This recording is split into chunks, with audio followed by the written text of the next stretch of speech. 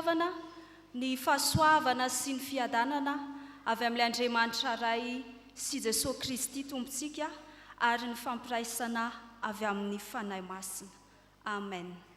Miavao ao amin'ny Tompo ny mpino, mamarana izany lohahevitra izany isika ny amin'ity alahady farany amin'ny volana Oktobra ity. Ka fiavaozana sy fanavaozana vaovao indray eto no ambaran'ny teny soratra masina raha efa nitondra fiavaozana sy fanavaozana nandritra izay alahady telo izay efa nodiavintsika izay. Ry havana, teo amin'ny firenena jiosy, rehefa misy ny vaovao izay tiana ho fantatry ny olona rehetra, dia misy ny solitena na ndray aman-dreny be manatanteraka ny fiantsoantsoana ka mampafantatra amin'ny olona manambara hoe vaovao e, mety ho vaovao mahafaly io, mety ho vaovao ratsy ihany koa. Ary mbola hitantsika taratra ihany koa izany fiantsoantsoana antsoavy izany eto amin'ity epistily nosoratan'i Paoly ho an'ny Rômanina ity. Ka io ary havana no andeha angalatsika indray ny afatra izay entina hifampaherezana ny amin'ity anio ity. Rômanina 12 ny 1 sy ny 2. Ary asaiko ampanajana ianao, ry havana, amelatra ny baibolinao ho eo ambany masonao. Raha jerena ry havana ny foto-kevi-dehibe izay ambaran'ity epistily nosoratan'i Paoly ity dia ahitana indrindra ny amin'ny antso lehibe izay miantefa amin'ny kristianina, izay antso amin'ny fanoloran-tena tanteraka. Manatanteraka ny antso eto i Paoly ny mba hananany kristianina fanoloran-tena tanteraka. Ary tsy iza moa ireo lazaina hoe kristianina ireo, fa ireo jiosy sy ireo jentilisa izay efa nanaradian'i Kristia tao Roma.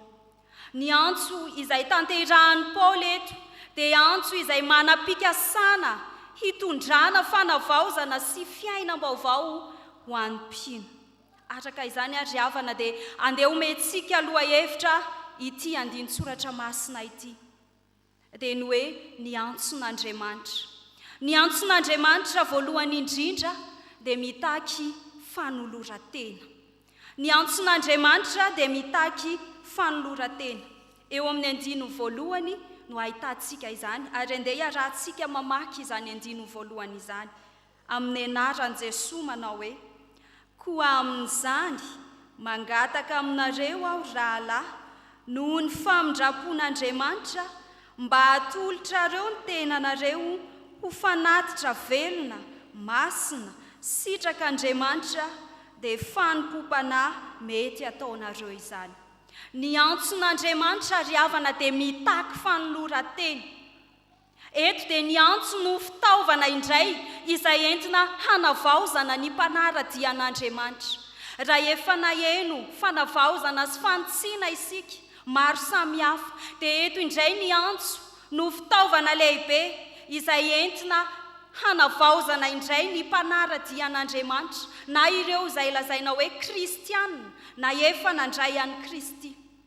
Atomboko Paoly amin'ny fideranan'Andriamanitra eto ry havana ny fiantsonan'ny kristianina izay manao hoe koa amin'izany rahalahy mangataka aminareo aho noho ny famindrapon'Andriamanitra. Atomboko Paoly amin'ny fideranan'Andriamanitra ny antsony amin'ny reto mpino ireto noho ny fahatsapany Paoly ny nataon'Andriamanitra taminy sy tamin'ireo kristianina dia ny amin'ireo fahasoavana marobe izay efa nasehon'Andriamanitra teo amin'ny fiainan'izy ireo.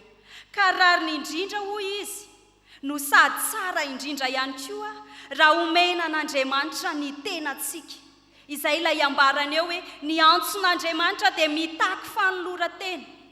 Ry havana malala rehetra ao amin'ny Tompo, mitaky ny fanolorana ny tenantsika ny antsoavo izay ataon'Andriamanitra eto.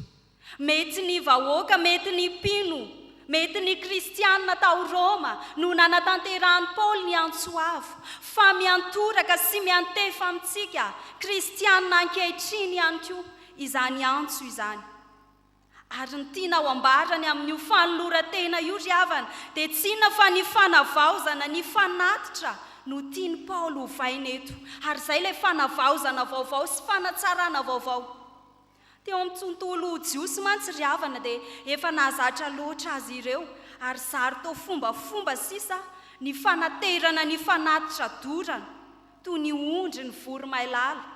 Fa amin'ny ity epistily ity kosa indray dia mitondra fanavaozana, mitondra fanitsiana i Paoly, fa tsy ny fombafomba hita maso fotsiny ihany no tena zava-dehibe ny amin'ny fanaterana ny fanatitra, fa ny fanoloranao ny tenanao tanteraka ho an'Andriamanitra. Ka mba hialana amin'io fahazarana io dia izay indrindra nahatonga ny Paoly nanao antsoavo ary nampahafantatra fa ny tena zava-dehibe sy ankasitrahan'Andriamanitra dia ny fanoloran-tena. Eo amin'ny fanatanterahana ny fanatitra dia ny fanolorana ny tenanao no tena zava-dehibe sy ankasitrahan'Andriamanitra. Ry havana malala rehetra ao amin'ny tombo, miantefa amintsika ny antson'Andriamanitra eto.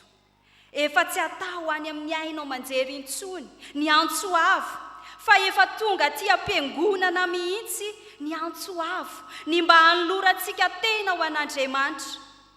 Satria nahoana isika no mila manolo tena an'Andriamanitra? Satria izany no ankasitrahan'Andriamanitra. Ny tenantsika velona hoy i Paoly, masina, ary izany no ankasitrahan'Andriamanitra sy fanompom-panahy izay tokony ho tanterahantsika. Ary io fanompom-panahy izay ambara eo io ry havana dia anisany ho faneho-piderana ny fanahy izay tanterahanao sahady, fa maneho fiderana an'Andriamanitra ianao. Izany hoe ny fanatitra izany dia tsy ny vola irery ihany na ny arena izay anananao ny tena zava-dehibe, fa ny fanoloranao ny tenanao velona, masina ary ankasitrahan'Andriamanitra. Aza mangatakandro ry havana, aza manao hoe mbola sahirana. Maro tokoa mantsy ny kristianina amin'izao vanim-potoana izay iainantsika izao no manisy olana ny fandehanana aty ampiangonana, satria milaza izy ireo fa tsy manana rakitra, tsy misy vola ho tanterahana ihany, anaterana ho anaovana ny rakitra. Ary io ny lasa sakana lehibe ataony sakana tsy andehanana aty ampiangonana. Diso ry havana izany fiheverana izany, ary andeha isika ampafantatra izany amin'ny hafa, fa fombafomba fotsiny ihany izany ary fahazaran-dratsy. Fa eto kosa dia efa mampianatra antsika ny tenin'Andriamanitra, fa ny fanoloran'ny mpino ny tena ny velona ho fanatitra no tena zava-dehibe. Ny fanoloran'ny mpino ny tenany velona mba ho fanatitra ho an'Andriamanitra, masina ho an'Andriamanitra, ankasitrahan'Andriamanitra no tena zava-dehibe. Ary ny tena izay resahana eto ry havana dia tsy manondro mihoatra lavitra, dia manondro mihoatra lavitra noho ny fananantsika na ny volantsika. Izany hoe valeureux kokoa ny tenanao noho ny volanao na ny arena izay atolotrao ho an'Andriamanitra. Ny fiainantsika manontolo mihitsy, ny planintsika, ny asantsika, ny maha izy azy atsika no takian'Andriamanitra amintsika, fa tsy ny volantsika irery ihany, na ny arena izay ananantsika, na ny fahefana izay ananantsika. Dia hitantsika taratra tsara nataon'ilay vehivavy manano-tena rehefa nanao rakitra tao am-piangonana izy, fa na dia mahantra azy izy dia izay nanana ny manontolo no nomeny. Ry havana malala rehetra ao amin'ny tombo, ny antson'Andriamanitra dia mitaky fanoloran-tena, koa andeha isika mba hanao tahaka ilay vehivavy manano-tena ihany koa. Tsy hanao ho zava-dehibe akory ny vola na ny arena izay ananantsika, fa hanolotra kosa ny tenantsika mba tena ho fanatitra velona sy masina ary ankasitrahan'Andriamanitra. Mba hanao tahaka an' Jesosy Kristy isika, satria efa kristianina isika, mpanaradia azy isika, ka hanolotra ny tenantsika manontolo ihany koa ho an'Andriamanitra. Ary izany dia efa anisan'ny fiderana ara-panasahady azontsika omena an'Andriamanitra. Ny antson'Andriamanitra ry havana dia mitaky fanoloran-tena mandrakariva. Fa ny hafatra faharoa sady farany ry havana dia izao hoe ny antson'Andriamanitra ihany koa dia mitaky fanavaozana. Ny antson'Andriamanitra dia mitaky fanavaozana. Eo amin'ny andininy faharoa indray no ahitantsika izany, izay mivaky toy izao hoe ary aza manaraka ny fanaon'izao tontolo izao fa miova amin'ny fanavaozana ny saina. Aza manao tahaka ny fanaon'izao tontolo izao fa miovany amin'ny fanavaozana ny saina. Rehefa nanao antso tamin'ireto mpino tao Roma reto i Paoly ny mba hanavaozan'izy ireo ny fanoloran-tenany sy ny fanatanterahana ny fanatitra ho an'Andriamanitra, dia nananatra izy avy eo ary nitarika azy ireo ihany koa mba hiavao, ka singa iray ao amin'ny olombelona no mila avaozina voalohany indrindra. Ny singa iray ao amin'ny olombelona no mila avaozina voalohany indrindra dia tsy inona izany fa ny saina. Ny saina no mila avaozina voalohany indrindra ry havana. Ary nahoana moa no saina no ambarany Paoly eto fa mila ho avaozina? Miova ianareo izy amin'ny fanavaozana ny saina. Dia misy antony lehibe izany ry havana mahatonga saina no asaina miova eto. Satria ny saina no hanehoantsika ny eritrerintsika, ny saina no hanehoantsika ny fijerintsika. Ka raha ratsy ny saintsika dia ratsy ihany koa izany ny eritrerintsika, ratsy ihany koa izany ny fijerintsika, ratsy ihany koa izany ny fisainantsika. Ka izay no hanambarany Paoly eto hoe miova ny amin'ny fanavaozana ny saina mba hanana saina tsara, eritreritra tsara, fijery tsara ny amin'ny fanoloran-tena ary mifampiankina sy mifaningotra ry havana io. Tsy afa-misaraka mihitsy ny hoe fanoloran-tena sy ny fanavaozana ny saina. Tsy misy izany hoe ny tenako ihany no avaoziko fa ny saiko avelako amin'izao ihany aloha.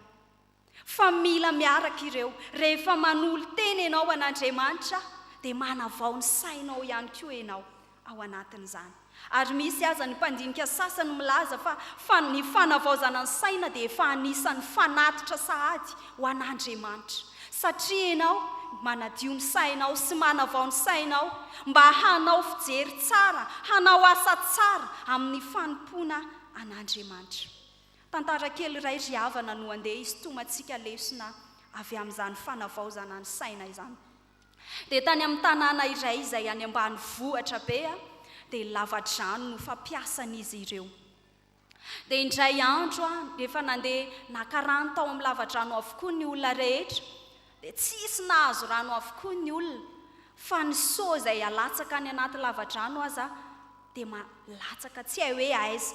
Dia nandeha amin'izay ny resaka teo amin'ny tanàna hoe misy fanahy ratsy ao anaty lava-drano, misy mamosavy, misy tahaka izao. Izany hoe tena mpiandohana dia efa ratsy ny sain'ireto olona ireto. Dia nampivoriana ary ny olona rehetra tao an-tanàna dia hoy ny ray aman-dreny teo an-tanàna hoe iza ny vonina hidina any amin'ny lava-drano. Dia nandà avokoa ny olona rehetra, izay tsy hoany, sao dia maty any e. Misy fanahy ratsy ao, misy ratsy eto an-tanàna eto. Dia tsy nety nisy nandeha ny olona. Dia nisy tovolahy kely anankiray nanolo teny izy no sady nanantona. Zaho ozy izy andeha ho any amin'ny lava-drano hijery izay zava-misy ao. Fa kosa ozy izy ao anatin'izany dia mba misy olona ozy izy hitazona na amin'ny kofehy. Dia raikitra ara fa lasa nandeha nidina tany amin'ny lava-drano dia nitazomina tamin'ny kofehy ity tovolahy ity. Rehefa tafidina tany ilay tovolahy dia akory ny atairany rehefa tafiditra tao amin'ny lava-drano izy. Ay misy gidro tao anatin'ilay lava-drano. Dia iny gidro iny no mamohany kofehy izay mamatotra ny soa. Izay nahatonga ny olona tsy nahazo rano. Dia niakatra ilay tovolahy rehefa avy eo. Dia rehefa nahita azy niakatra ny olona rehetra izay nanodidina ny vavan'ny lava-drano dia vaky-boa nitsoaka avokoa satria nahita ny rambon'ilay gidro nitsangana ary ny rambo no mipotra aloha. Vao maika ratsy hatrany ny sainy sy ny eritreriny hoe tena nisy zavatra hafa tao anaty lava-drano.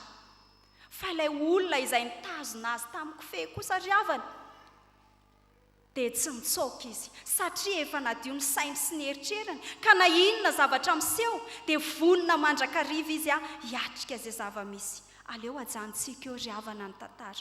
Fa inona lesona izay tiana hosontomina avy amin'izany dia izao. Manimba io sainao io. Mamosavy io sainao io. Mitondra faratsiana io sainao io. Rehefa avelanao anjaka ny ratsy. Ka tahaka ireto izay ponina tao an-tanàna ireto. Rehefa ratsy ny saina hoe misy fanahy ratsy ao anatin'ny lava-drano dia vao nahitany ilay tovolahy niakatra izy, nahitany zavatra hafahafa izay noentin'ity tovolahy ity, tsy fantany akory hoe inona ny zava-nisy tao, dia efa natahotra izy satria ratsy ny eritreriny. Fa ilay tovolahy sy ilay mpitazona azy tamin'ny kofehy kosa, hatramboalohany dia efa tsara ny sainany, efa tsara ny fijeriny, ka tsy natahotra izy ary sany joro mandrakariva.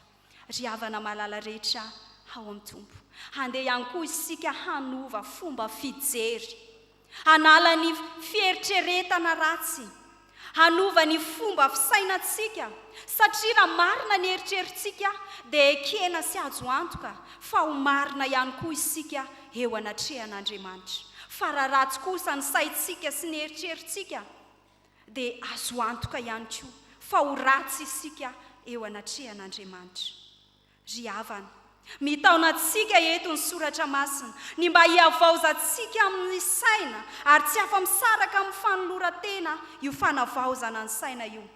Tsy misy afaka ny tenany ihany no afaka ho avaozany sy atolony ho an'Andriamanitra, fa tsy maintsy manolotra ny sainy ihany koa izy, hanavao ny sainy ihany koa izy mba ho saina madio eo anatrehan'Andriamanitra, satria izay manana fisainana tsara ihany no afaka ahafantatra ny sitrapon'Andriamanitra. Tsy afaka ny ahafantatra ny sitrapon'Andriamanitra mihitsy ianao, tsy afaka ny akafy ny sitrapon'Andriamanitra mihitsy ianao raha ratsy ny fisainanao sy ny fijerinao. Mety ho sarotra tokoa ry havana, mety ho sarotra tokoa ny fanavaozana ny saina sy ny tena indray miaraka, fa eo kosa ny fanahy masina hitarika sy hanolo-tsaina antsika mandrakariva, ary angatao izy hitarika anao sy hanolo-tsaina anao mba hanananao fisainana madio sy tsara eo anatrehan'Andriamanitra. Fanavaozana ny ao anatintsika ry havana no takian'Andriamanitra dia ny mba hanitsiana ny fomba fijerintsika, ny tontolo izay misy atsika, hanaritsika ny fahazaran-dratsy rehetra izay ratsy etỳ amin'ny tontolo izay iainantsika. Fa ny tanjontsika kosa dia ny hikatsaka ny aina sy saina araka ny ainan'i Jesosy Kristy tompontsika. Eto am-pamaranana ry havana dia izaho no afatra ho atsika hoe miantso atsika ny io Andriamanitra mba hanavaozantsika ny fanoloran-tenantsika, dia ny tenantsika velona izany mba ho fanatitra velona sy masina ary indrindra sitrak'Andriamanitra, ary ampiarahantsika amin'izany ihany koa ny fanavaozantsika ny saintsika mba ho azy tanteraka.